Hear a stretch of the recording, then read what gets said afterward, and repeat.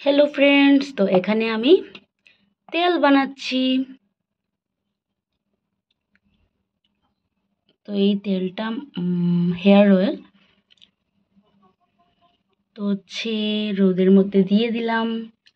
আর তেলটা খুব এফেক্টিভ। তো আমি এখানে দিয়ে দিয়েছি, শুনেছি এফেক্টিভ, আমি বেশি একবারই ইউজ করেছি। আর এবার দেখবো কাজ করে কি করে না, সেটাই আর কি। তো এটা আমি এখানে দিয়েছি। আর এখানে কাপড় ধুয়েছি অনেকটা। আর কাপড় ধুতে ধুতে বৃষ্টিও চলে এসছে, বৃষ্টিও দেখতে দেখতে চলে এসছে। আর যখনই আমি কাপড় ধুই তখনই বৃষ্টি চলে আসে, কী যে করা যায়। তো